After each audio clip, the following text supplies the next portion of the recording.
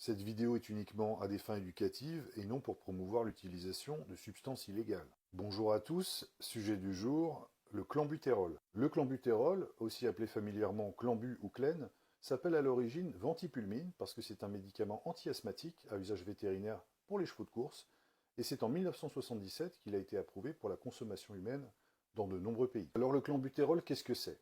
Donc c'est ce qu'on appelle un agoniste des récepteurs bêta-2 adrénergiques, c'est-à-dire qu'il se lie à ces récepteurs et les active. Les récepteurs bêta agissent avec les récepteurs alpha pour réguler la perte de graisse. Donc pour faire simple, les récepteurs bêta déclenchent la perte de graisse, alors que les récepteurs alpha y mettent un stop. En stimulant les récepteurs bêta-2, le clenbutérol déclenche directement la perte de graisse et augmente le métabolisme. Et l'activation des récepteurs bêta-2 permet également une relaxation des muscles lisses, dont les poumons, d'où l'appellation ventipulmine. Dans les études scientifiques sur les animaux, le clenbutérol a un fort impact anabolisant, augmentant la masse musculaire et réduisant la masse graisseuse. Chez les êtres humains, la perte de graisse est indiscutable, c'est un brûleur de graisse exceptionnel pour ça. Par contre, l'effet anabolisant reste à prouver, et s'il existe, il est bien moins puissant que celui des stéroïdes anabolisants.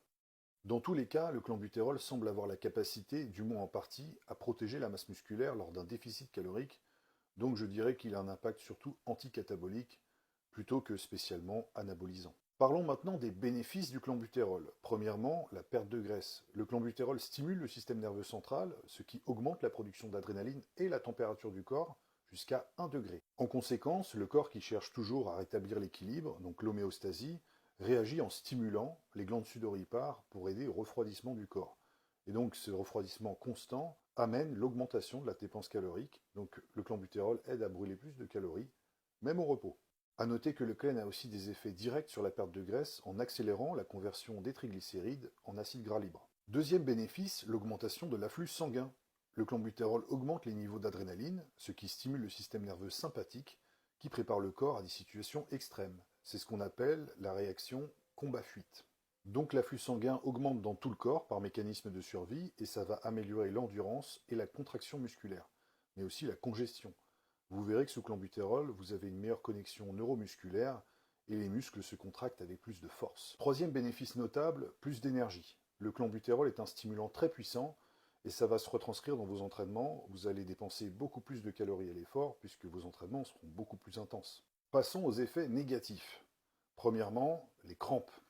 Le clenbutérol a aussi la capacité à réduire la flotte sous-cutanée. Donc cet effet diurétique est plutôt cool, mais le problème c'est la déshydratation. Donc au-delà du fait qu'il faut boire beaucoup d'eau, vous allez quand même perdre beaucoup de potassium à travers la sueur, donc je vous recommande de manger plus d'aliments riches en potassium, comme les amandes, les légumes et les raisins par exemple. Je suggère toujours la supplémentation en taurine en combinaison avec le clenbutérol pour deux raisons. Premièrement, pour minimiser le risque de crampe, parce que la taurine a la capacité à excréter les déchets dus à l'effort physique, dont l'ammoniac, mais aussi et surtout parce que la prise de clenbutérol réduit la concentration de taurine dans le cœur. Or, la taurine est connue pour avoir des propriétés cardioprotectrices. Donc, si vous voulez minimiser l'impact sur le muscle cardiaque, je vous suggère fortement de prendre 5 à 10 grammes de taurine par jour. Deuxième effet négatif, l'augmentation du rythme cardiaque. Le clenbutérol stimule le système nerveux sympathique, donc ça veut dire que, même au repos, votre cœur va battre beaucoup plus vite. Et ça peut créer également de l'arythmie, et il y a des preuves qu'à haute dose, ça peut même tuer les cellules cardiaques. Troisième effet négatif, qui est directement lié au précédent, c'est l'anxiété. En même temps, quand vous avez une accélération cardiaque et des palpitations, ça va être difficile de rester serein. Quant aux tremblements, ils sont dus à l'augmentation de la production d'adrénaline. Et c'est directement lié au dernier effet négatif de cette liste, et non des moindres, l'insomnie. Comme le clenbutérol vous rend hyperactif, ça va être difficile de vous endormir. C'est pour ça qu'il est préférable de prendre ces doses en journée, plutôt même dans la matinée exclusivement, afin d'éviter de ne pas pouvoir dormir le soir, sachant que le clenbutérol a une demi-vie très longue, de plus de 30 heures. En ce qui concerne les dosages, ils seront très similaires entre les hommes et les femmes, parce que contrairement aux stéroïdes anabolisants, le clenbutérol stimule uniquement le système nerveux central et pas les hormones. Un asthmatique va généralement prendre 40 microgrammes par jour, alors qu'une personne qui souhaite perdre du poids va prendre jusqu'à 120 microgrammes par jour, voire plus, et c'est là qu'il y aura des effets négatifs importants à prévoir. Dernier point, je vais profiter de cette vidéo pour démystifier un petit peu une idée reçue, celle qu'il faudrait fractionner la prise de clenbutérol, en gros un jour avec, un jour sans, ou 2 jours avec, 2 jours sans, ou 2 semaines avec, 2 semaines sans. En fait, l'idée, c'est qu'il faudrait faire ce genre de protocole afin d'éviter une accoutumance, d'éviter que les récepteurs bêta soient saturés, en gros que le clenbutérol continue à fonctionner correctement. On a effectivement un certain seuil de récepteurs bêta, et quand on prend un agoniste des récepteurs bêta comme le clenbuterol, la réponse initiale dans l'organisme va être très forte puisqu'il y a une bonne densité de récepteurs bêta qui n'ont pas été stimulés jusqu'à présent. Donc au début, le clenbuterol va stimuler énormément le métabolisme, va brûler beaucoup de graisse, et l'organisme va vite réagir par mécanisme de protection, comme d'habitude, et va réguler le nombre de récepteurs bêta à la baisse. Est-ce que les récepteurs disparaissent complètement et le clenbuterol ne marche plus du tout? Bien sûr que non.